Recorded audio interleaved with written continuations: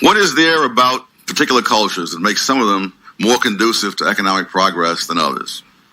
That's a very large question whose answer will come from somebody else who will write another trilogy in some later years. At the moment, it's an uphill fight just to get people to concede that there are indeed major internal differences which do not depend upon the outside society. The outside society does, in fact, have its influence. But we can't start from the a priori notion that that is necessarily the dominant influence. Yet any attempt to say that there are any internal factors says that you're blaming the victim. But of course, you don't blame somebody for something that happened before he was born. The Trevor Jackson Podcast. Oh, man. I got a dope discussion for y'all today, man. I want to address Thomas Sowell first, and I suggest that if you're on a path of elevation and evolving in life and finding your purpose, go read some Thomas Sowell books. He's a dope brother, though. But what I took from that perspective is that you got to let people be themselves, man. We can't try to control people. That's what create chaos. Let people be themselves. One thing that I learned from watching the Star Report, if y'all don't watch the Star Report on YouTube, is that he preaches objectivity and having an objective perspective. And what's healthy about being objective is that you can let people be them. You can have an opinion. Your opinion doesn't mean that it's right or that it's wrong. Everybody has different thoughts and different views of things. But on this podcast, man, if y'all see the title, it's a secret society. All we ask is trust. Before YouTube was created, before I purchased my first iPhone, I had no clue about Freemasons, the Illuminati, what people was doing to get in position in Hollywood, sacrifices and all of that old type of stuff. And just the crazy things that we hear on the internet and on YouTube about secret societies. Now, this topic and this discussion came to mind when I was listening to Suge Knight's podcast, and he was talking about the involvement that Diddy has and who he learned this thing that he's doing from, how he learned it and who he learned it from. And it was interesting to me, man, and I just wanted to convey the message with y'all and just have a dope discussion. Let's get to it, man. It's the Trevor Jackson Podcast. Let's go.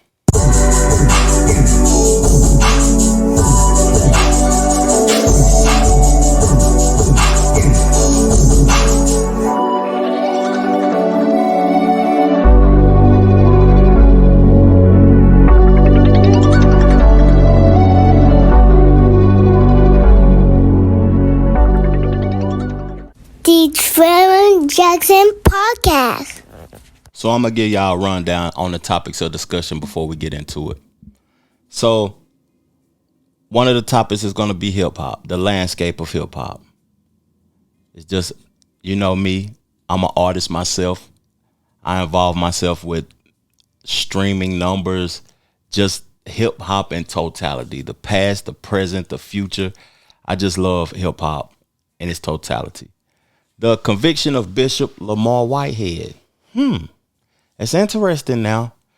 When we first heard of Bishop Lamar, his church was being robbed in New York City, and he had on a whole Gucci suit then, and it just struck my attention. I just want to talk about Christianity, religion, and pastors in general. It's just not, I'm not going to be specific about him. I'm just going to talk about religion in general. And then sports. Nick Saban was in D.C. the other day talking about the NIL. He in D.C. and he had a message about how the NIL is going to change the focus of the child and the future of sports. And I agree with him on some of the things that he said, but let's not get into that. I want to talk about the weather's changing. The taxes are due. And if you're a criminal, you better stay in the house. Because as we seen this week, multiple individuals that's in the hip hop community has went to jail. At the end of the podcast, I want to talk about the secret society stuff. I don't want to get into that too early. I want to talk about it at the end because I don't want to run folks away from the conversation. And we got to talk about some sports stuff too, man. Isaiah Thomas, he wants an apology. Joe Budden had Candace Owens on the podcast. Oh my goodness, boy, that was a great podcast. Ye went on BigBoi. When he went on BigBoi, he said some things, and the things that he was talking about was like, I'm gonna play the clip already. Of this music game, I am, but not under Lucian. And saying I invented every style of music of the past 20 years. I created the genre. I created weekend genre, Trav, Drake. You know, everybody, I'm going ahead and say, with all love, Future and Thug also, because the auto-tune album. 808s, if you think about it, no one think about it. Everybody think about Trav, Weekend, and Drake, but no one thinks about Future and Thug also, the auto-tune album. Now, everyone, they added what it was to it, but here's a new genre. It's called Making Your Own Money genre. I love Ye. I do. I think My Beautiful Dark Twisted Fantasy is the best album ever created. But I have to disagree with that. You didn't invent every style of music for the last 20 years. That's cap, dog. When it comes to using auto-tune, T-Pain did that, man. We got to give him his flowers.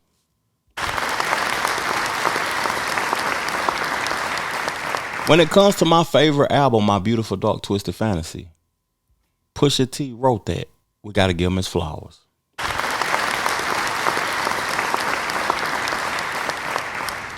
When it comes to 808s and Heartbreak, Kid Cudi did that. We got to give him his flowers.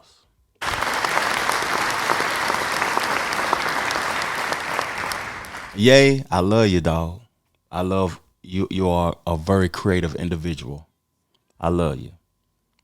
But one of my homeboys said, man, that cocaine different in Hollywood. That cocaine different. It got him acting crazy. Yay, he dope, though, man. He did a lot with the shoes. He creates and arranges music, and the best producer maybe ever, man, with the soul samples and how he constructs albums and all of that and arranges albums. He's hard. Pause.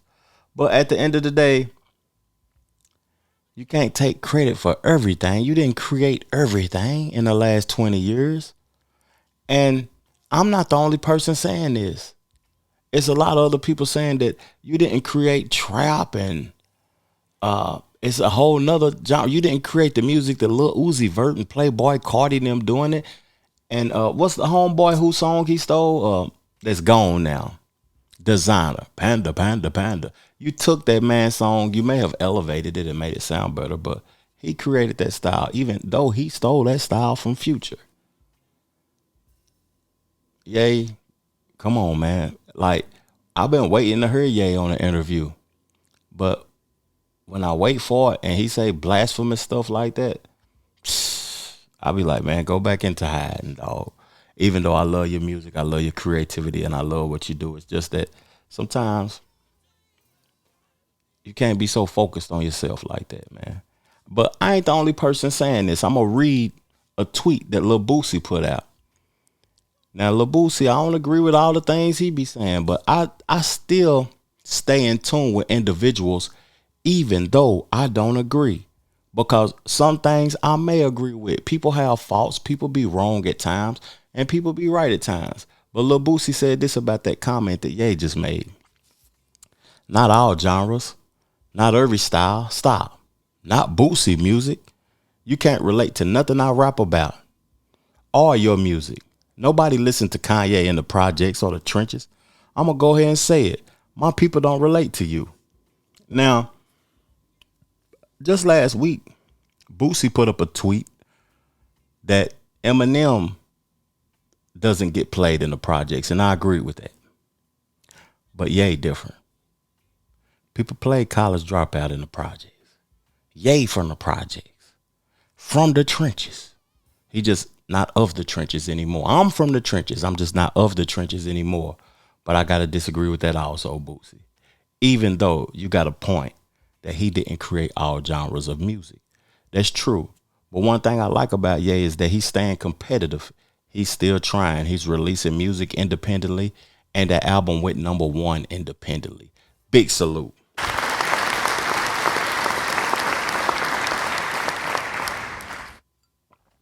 Big salute to Ye for going #1 independently over Usher after Usher performed in the Super Bowl. That was big with Vultures. But one thing I got to say about Vultures and everything, that Ty Dolla $ign is one of the most creative artists in the game, and he's just now getting his shine, and I salute that. I appreciate that. I appreciate Ye putting Ty Dolla $ign in position, because when Nipsey was alive and around 2014-15, I'm going to tell y'all 3 artists y'all need to go check out their back catalog from those years that I just said, 2014 and 15. Ty Dolla $ign, Dom Kennedy, and Nipsey Hussle.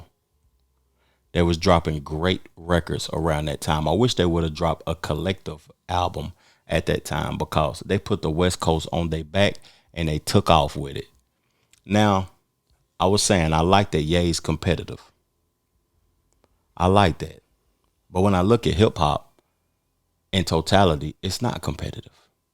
Artists are chasing a bag. They're not creating quality. Me, I'm quality over quantity. If you listen to my last few projects, I did them with minimal features. I had my cousin BigBoi on the project. The reason I had him on the project is because BigBoi ain't coming to play when he come to rap. He's not coming to play. He's coming a distance to meet me in the studio. He's driving 2-3 hours, and he's not coming to play. He got his records. He got his verse already wrote. He memorized it, and he coming with the energy. Me, I write my raps months ahead. I go to the studio, and I lay the whole album down in 5 to 10 hours, because I'm not coming to play. It's quality over quantity. And hip hop doesn't look like it's competitive no more. Nobody wants to be the best. Everybody wants a check. And in the era I grew up in, 2003, that's when I released my first project, 2003. But from 2000 to 2005, I would say around that time,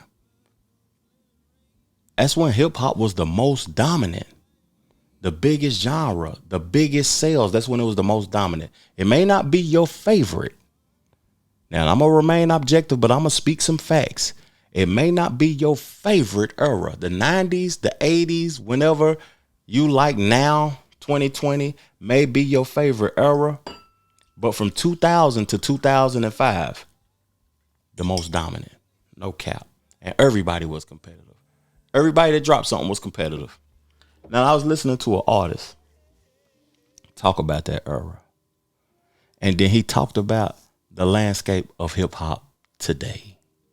Tell me what you see when you look out into the landscape. I haven't taken a real deep look out into the landscape, but from where I'm sitting, it looks like J. Cole is the only one being competitive. He's the only one who's rapping with the kind of conviction that says, you know, like, I still value the #1 spot as a lyricist.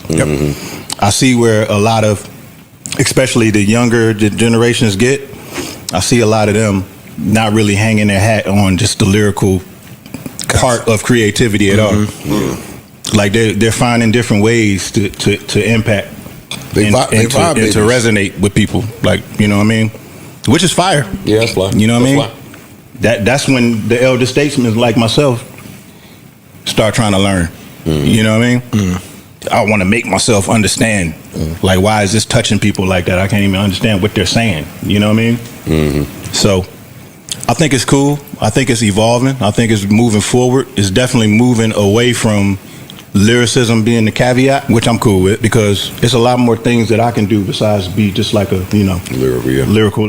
That's true. I agree with Royce the 5'9". Salute to Detroit, the 313. I respect y'all boys. Keep doing y'all thing. I'm looking forward to hearing more Big Sean music, man.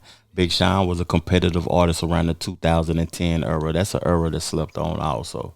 let me stretch that era out. I said 2000, 2005, 2000 to 2010, because 2010 is when we got the Wale's, the Big Sean's, the Drake's, the Kid Cudi's, the Coles, all the rappers, the Kendricks, all of those guys. And that was a year that was phenomenal for hip hop in totality. It might be the best year for new artists. Now, what he was saying about competitive, J. Cole is the only one being competitive. J. Cole smashing everybody on records right now. When he gets on your record, you're getting smashed. Benny the Butcher, smashed. No disrespect to the people he smashed.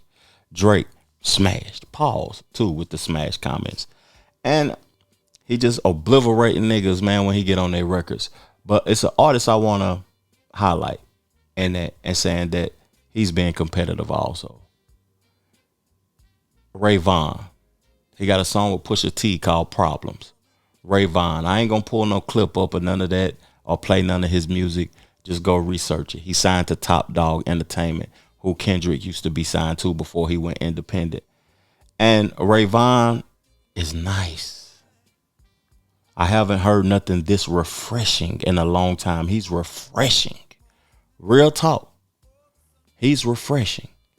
Go check out his music, Ray Vaughn. Go to his Instagram or whatever and salute to Pusha T, because without Pusha T, I probably wouldn't have never heard of him. I ain't one of those dudes that's just out researching and searching and looking for new artists or whatever. The only way I'm gonna catch you is if you done drop that heat off. If you ain't dropped that heat off, I'm gonna miss you. Now switching the topic. I gotta switch the topic. I'm energetic about this podcast. I'm gonna tell y'all why too. This the last podcast for about 2 to 3 weeks. I'm about to go on a fast, get back in balance, because I feel like I'm off balance a little bit. And just kick it, man, with the family, my loved ones, man, and get some money. That's all I'm gonna do. But I'm gonna come back better than ever, like I always do, man. You know, some people think that you have to be consistent with podcasting or whatever, but I think taking time off sometimes helps you evolve and elevate. That's just my perspective. Now, Wednesday, I was catching DJ Academic's live stream. He had Aiden Ross and Charleston White on his live stream. Charleston White was refreshed. He was hyped up. He was talking that talk. And I disagree. Like I said at the beginning of the podcast, I disagree with people at times. Sometimes people, they just say wild stuff. I disagree with Candace Owens at times. I disagree with Charleston White at times. I disagree with Jason Whitlock. I disagree with the things that Donald Trump say a lot. But I'm going to talk about Trump in a minute also, and my political views and who I think I'm voting for. I got to give it to y'all. I'm going to tell y'all who I'm voting for this year already, before it even breaks down. No, I'm not, because I want to be able to milk the conversation until November, because that's when the votes are due and all of that old type of stuff. So, Charleston White, let's get back to the conversation. Let me get back to it. He talked about Vlad in his live. He talked about Diddy and gangsters and homosexuality in his live with Academics.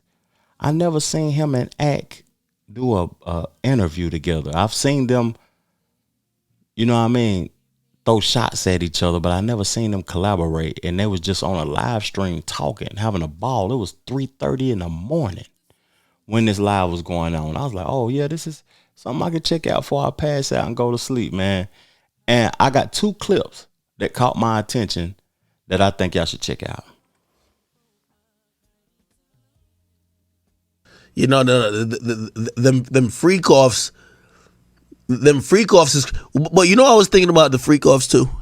If you think about that, I think maybe it was a commonplace in a certain time and era, because I haven't heard of any of the new celebrities doing none of that. It sounds like it sounds like some 90s shit. The gangster era. I told you a long time ago on your podcast. Yeah. The gangsters and gays go together, homie. Now, hold on. What do you mean? No, wait. Wait, hold on. What?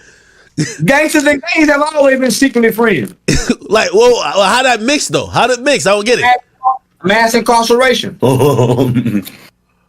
Why you think when all the OG niggas get mad from the 90s, they said shit like, if I was in prison, I'd bend your ass over. Why you think you hear the OG say that? Why would Ice Cube portray Damon as what he was in Friday? Right? Oh. It's such a small scene. Because Ice Cube didn't write it.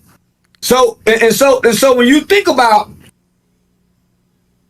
1 out of every 3 black males in America either go to prison or go to jail.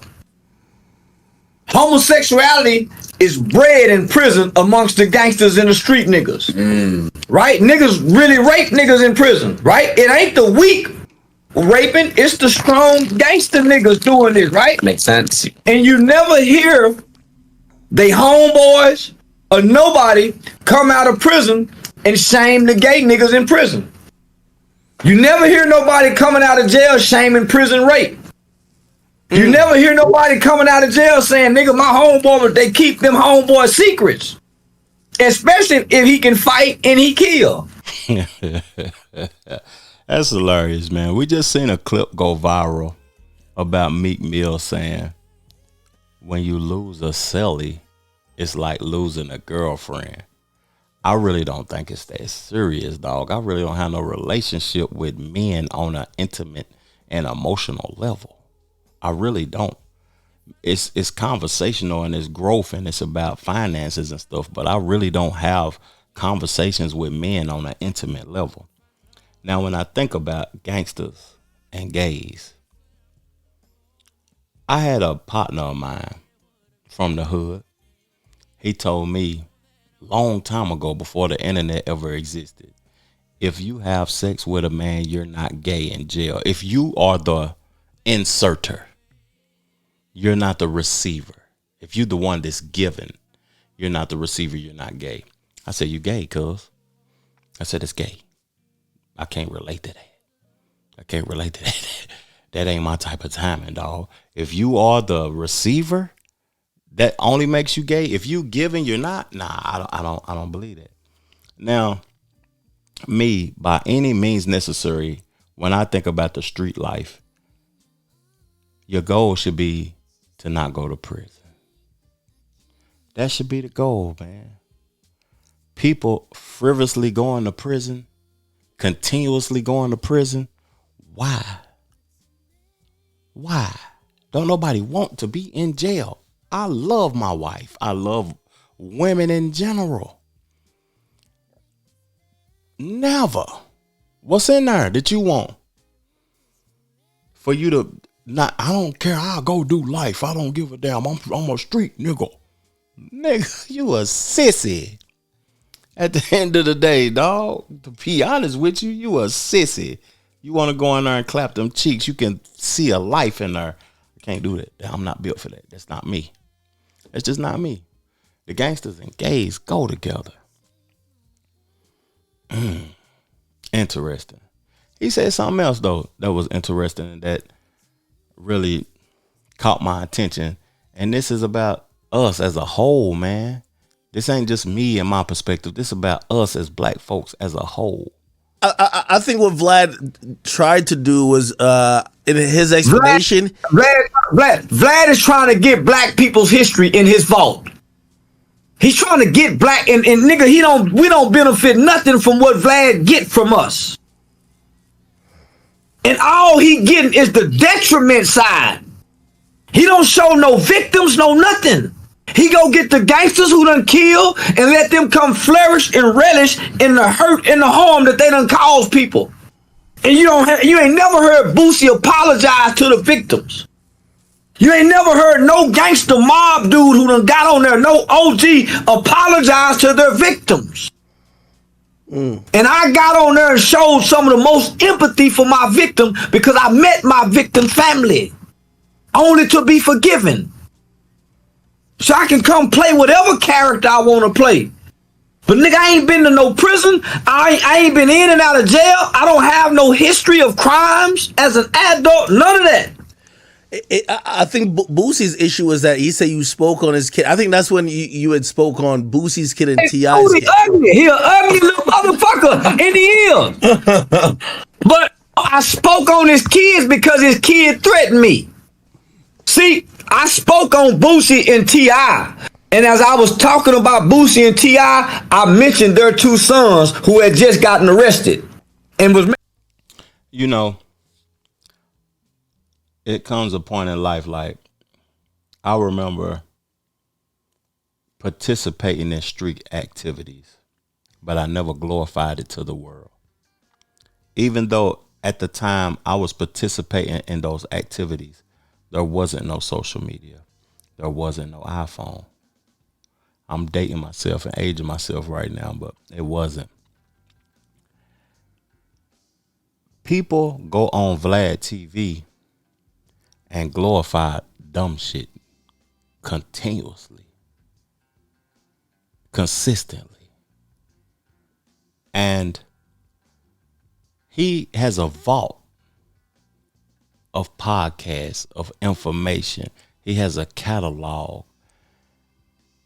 And that's how people will view black culture, by his catalog.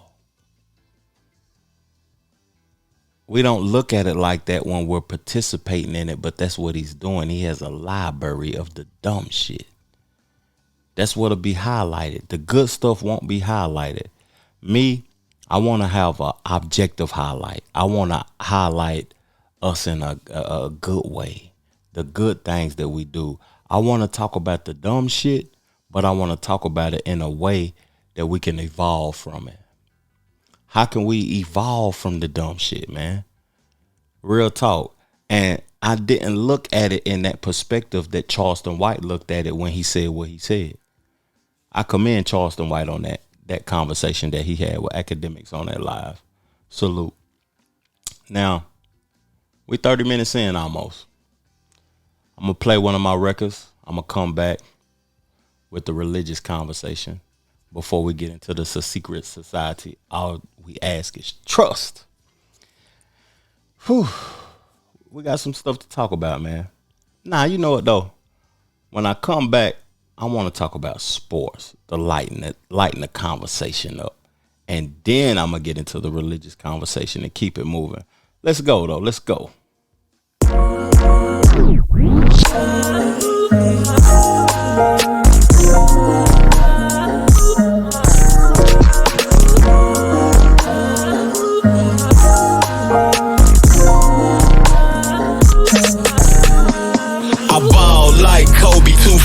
Niggas didn't want me to blow. It was all a dream for sure. Now I'm up and not looking back. Did the racks, now it's deposits. Life is good when you have options. Niggas cap, never been popping. The diamonds ain't real, player, just stop it. All we do is the VV. Shine so bright the lanes can't see me. Been notorious, no biggie, did the Louis. Now I'm in Poochie, yo chicken groupie. Act unruly, niggas goofy, always moody. I'm a dog, call me Scooby. To this gang, you niggas newbies. At Benny's, I just want sushi. Left the streets when shit got spooky. Kept it real, that was my duty. My team keep Drake's, I told the Uzi. Director of my own movie. Make sure the business runs smoothly. Yours truly been evolved. Beef I had won't be resolved.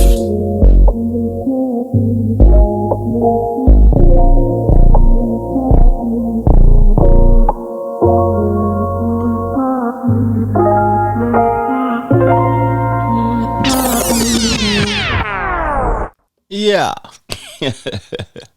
Hey, man, thank y'all for y'all subscription to the show, man, to the channel. Thank you for donating to the Cash Out Wavy Neutron. I appreciate everybody that participates in the show, that leaves a comment. It helps me evolve this thing, man, because I feel like the commentary that I give could be useful, could be helpful to the community, to help provoke thought and to help people understand some things. Now I'm going to switch the topic up and talk about sports. I live in Charlotte, North Carolina. This town feels like Jordan Town. I live close to Mike too. And when I think of Michael Jordan, I think of resilient. I think of willing to die to win. I think of low tolerance for bullshit. I think of a gambling man, a man that's willing to take chances to evolve and to win. I know Michael Jordan involved himself with people in the street after moving here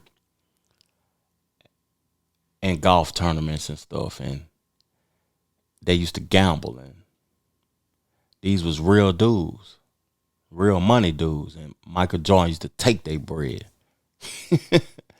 It's just,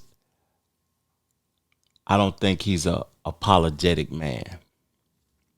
Now, I was listening to Draymond Green podcast, and he had Isaiah Thomas on the show.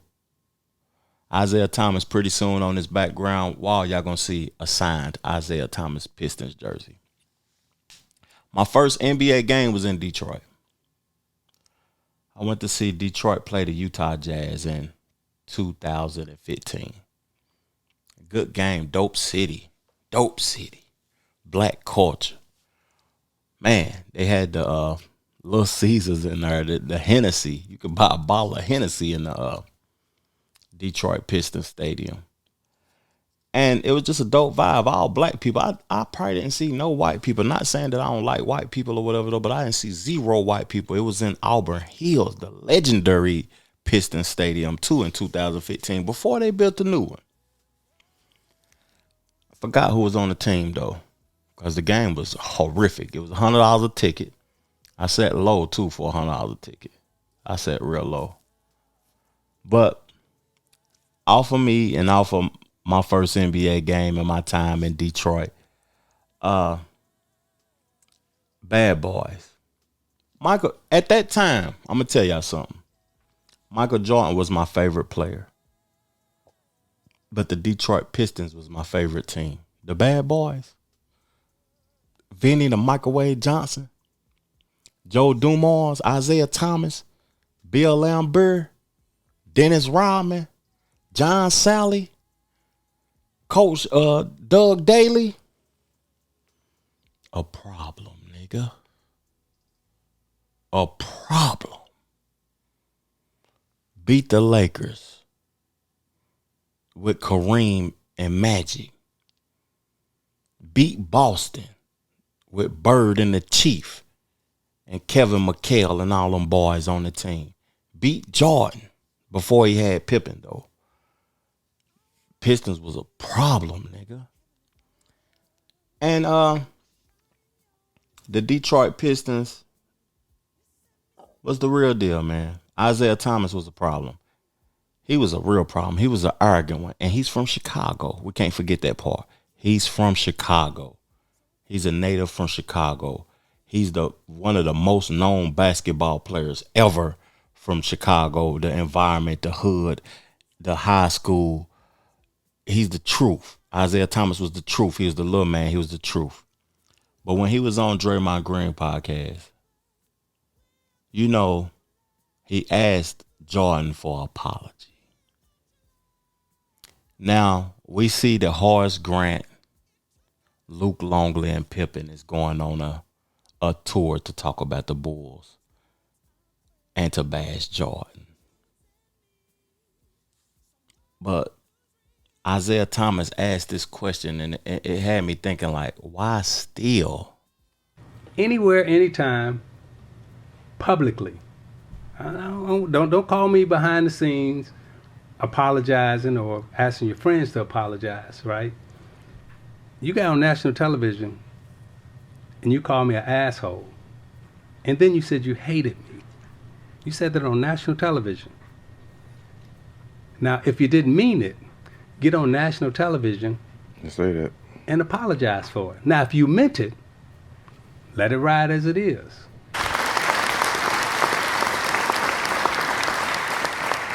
I rock with both players. I'm going to keep the conversation moving. Mike ain't apologizing, dog. I hate to say it though, Isaiah, because you one of the GOATs to me. You disrespected. Mike was wrong for not allowing you to be on the dream team because you was better than. I can't say that though. Stockton was the truth. I don't know who was better. Tell me who was better, Stockton or Isaiah, in the comment section. Please help me out, because I can't say that. But Isaiah was resilient. He was a champion. He beat the best ever, all three of them. He beat the Bulls. Then he beat the Celtics in the Eastern Conference Championship. Then he beat the Lakers. He might be better than Stockton without y'all help. But you're not getting an apology, dog. Now I want to play this Nick Saban clip. It's a kind of long clip, but I'm gonna talk while the clip is playing. Nick Saban just recently announced his retirement. He beat my Vols to death, man. My Tennessee Vols. He beat us down for years. I think he's like 11-1 or something against us. 12-1.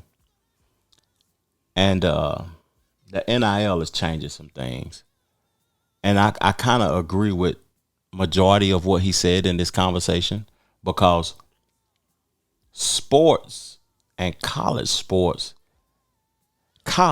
let's just think about what that is for a moment before I get into the clip. College is for you. Please, young folks, listen to this. Learn as much as you can. Learn your sport. Get as much knowledge from the instructors. Learn as much as you can. Get as educated as you can. Get as much from it as you can. Gain as much assistance as you can. Build as many relationships as you can from college. Don't go into college solely thinking it's only about a check. And how much is this college paying me to play football? Because it's bigger than football. Football will be 12 to 15% of your life. You're going to need more than football. Basketball players, they need more than basketball. We seen old buddy from Boston Celtics spend $120 million in 2 years. I forgot his name. Money is pointless if you're a fool. Everybody think it's about money. But if you're a fool, you ain't going to know what to do with the money. You can give a fool $100 million right now. But if that fool is a fool, that $100 million is worthless. Real talk.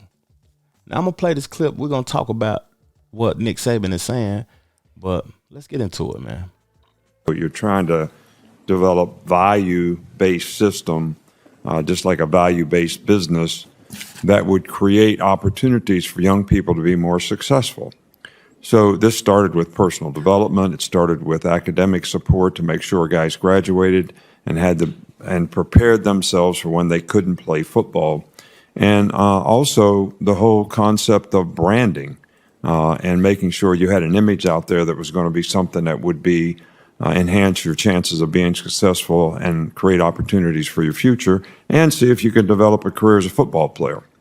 Now, what we've done between freedom to transfer and creating a free agency system where guys can transfer whenever they want to transfer, and the whole idea that we've created a pay-for-play sort of model in college athletics, have created some issues in being able to actually have a program and a system that would enhance those very values that I just talked about.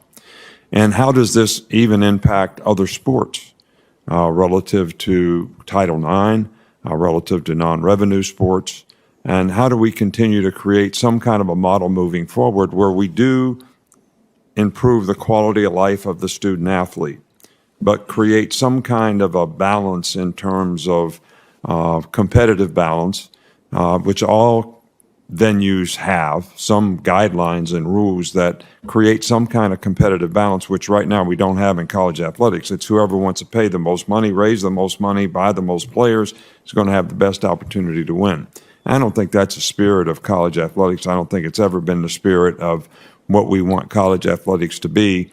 So that's my major concern, the combination of pay for play, free agency, and how that impacts development. And I can attest that I've had 2 NFL coaches tell me, and this is a football deal because they're concerned about the football part, that the players come to them less developed, with more entitlements and less resiliency to overcome adversity. We've worked so hard for the last 20 years to improve graduation rate, to improve health care for players, to have mental health care for players. All the things that we work so hard to improve on, we're going to start seeing slide in the wrong direction because we've created an environment that really does not promote personal development or that is going to create success for their future. You know, one question I have to ask. You just retired from a amazingly and historically significant coaching career. How much did the current chaos and state of the law contribute to your decision to retire now? Well, all the things that I believed in for all these years, 50 years of coaching, no longer exist in college athletics. So it's always was about developing players. It was always about helping people be more successful in life. My wife even said to me, we'd have all the recruits over on Sunday with their parents for breakfast, and she would always meet with the mothers and talk about how she was going to help and impact their sons and how they would be well taken care of. And she came to me, you know, like right before I retired and said, why are we doing this? And I said, what do you mean? She said, all they care about is how much you're going to pay them. They don't care about how you're going to develop them, which is all what we've always done. So why are we doing this? So, you know, to me, that was sort of a red alert that we really are creating a circumstance here that is not beneficial to the development of young people. Now, I took notes for this conversation because it's important. Let me clear my throat. It's important. I grew up in a college town, an SEC college town, Knoxville, the rival of Alabama. The first thing that caught my attention was how the NIL impacts development of players and people. The way it impacts them is that giving folks money makes them comfortable and they do not want to face adversity no more. Facing adversity helps you evolve, helps you grow. When you owe somebody something, when you dealing with something, when you're stressed out, when you hurt, when you got to get up every day, overcoming adversity helps you evolve as a person. Giving them money will make them comfortable. And they feel like they don't have to do anything no more. And giving a person money at an early age hinders them even more, my opinion. Now, he said that we should want to improve the quality of life of these players, but we need to have balance. Most of these players come up in impoverished communities. Parents broke. Parents working 24 hours a day. They ain't even around the children. Or if they not broke, they trying to survive, man. They struggling to getting by check to check, day to day to make sure that their child had the best life possible. When I think about that, I feel as if the players need to get paid. But it has to be a balance. The new quarterback at Tennessee, the college that I love, they gave him $8 million off top. Off top. He don't even have no reason to even want to be good. $8 million? Man, I could change my life. I could make investments. I could do all types of stuff that could change my life immediately. I don't have to be good, man. But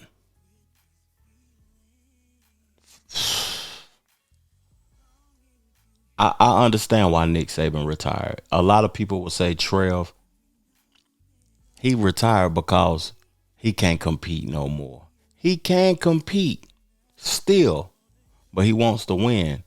And the values and the things that he cares about in football does not exist no more. And that's sad. Real talk. He had to go to D.C. to speak with the Congress, with Ted Cruz and them boys. In the place in January 6th where they bomb rush, he went to the highest of powers to conversate about the financial structure of college football and how it's hindering the people more than it's actually helping them. But the people who don't have nothing will think that it's helping them more than it's hurting them. Oh, man. That's crazy. Now, I'm going to switch it up and talk about something. Have y'all watched King Charles? Have y'all watched Charles Barkley and Gayle King on CNN? It was new to me. They a couple of episodes in, but I didn't know Charles Barkley was doing anything outside of the show that he does on TNT with Shaq and Ernie and Kenny. I didn't know he was doing anything. So I looked at a recent episode, and the conversation was talking about why do Trump appeal to black people? I'm going to be honest with y'all. The people that I listen to are intellectuals, smart people. I listen to mostly intellectual individuals. And all of the intellectuals are not voting for Biden. All of the intellectuals that I listen to are conservative. I don't even know any intellectuals that's Democrat. I don't know people that talks about education who's continuously learning that looks like me that is Democrat. Most of the intellectuals that I listen to are conservatives and Republicans. The people that's smart, the people that's talking about something, the people that want to see the people like us evolve. Most of them are Republican. And if you are researching educational content, you know that also. Real talk. But this is what Charles Barkley had to say about black people, or feels like Trump appeals to them more. Things that black voters wanted and expected and hoped for in 2020. Police reform, the George Floyd Policing Act, but it didn't pass. Voting rights, the John Lewis Voting Rights Bill, that didn't pass. More progress on criminal justice, the Equal Act, that didn't pass. And so once you get past the emotionality and this, that, and the other, you just kind of look to Charles' point, what did we get for our vote? Look, the economy is better than it could have been. I love a lot of stuff he did. But if you just look at that particular set of issues, you could be disappointed. Yeah, on the other hand, though, but let me ask a quick question, because this is go back to something you said. The reason, and I'm only speaking for myself. The reason I think the Democratic Party and Mr. Biden, President Biden, is losing black votes is they only care about black people every 4 years. They come into our neighborhoods and say, we're going to make stuff better. We're going to do this, do this, do this. And then finally, us black people are like, man, other than my ability to dunk a basketball, all my neighborhoods are still the same. Our schools are still the same. And that's why I think black people are leaving disappointed in the Democratic Party, because I ain't going to lie. I voted Democratic every time just because I thought it was going to help black people and poor people. Because black people and poor white people, they're in the same boat. And I didn't care who the president was, I'm not gonna lie, but I only voted Republican one time in my life, and that was for John Kasich, and I didn't even know he couldn't win. But then I'm starting to look like, man, I understand why black people are leaving, want to vote for somebody else, because every 4 years they come into our neighborhoods and say, man, we're gonna make things better for you. Well, I think that's true, and I'll let you go. I do want to point out, though, that poor black folks have been voting for Democrats for 2 generations, not as much progress as you want.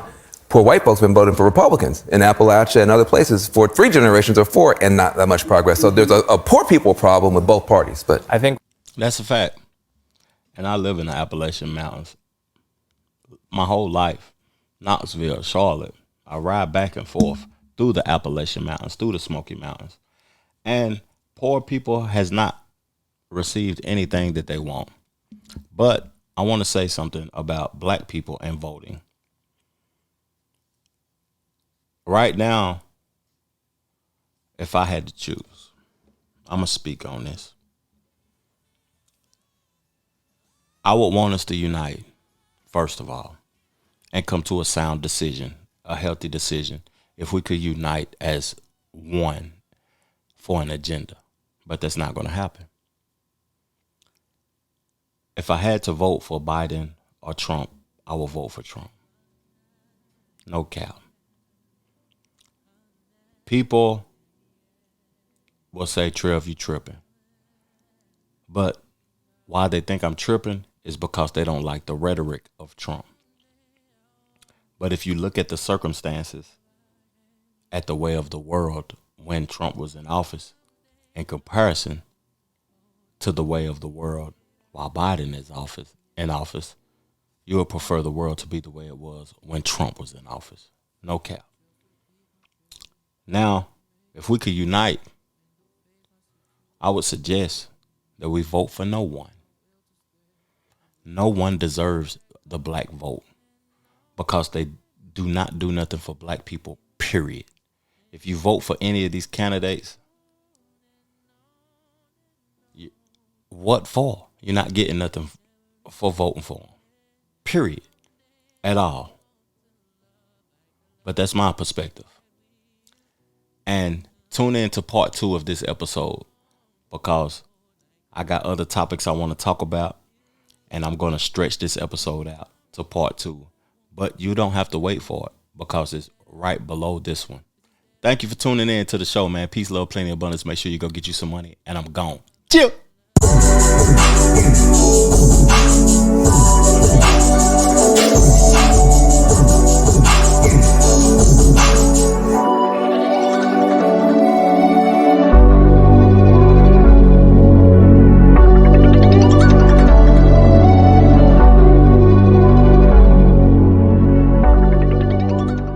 The Trevor Jackson Podcast.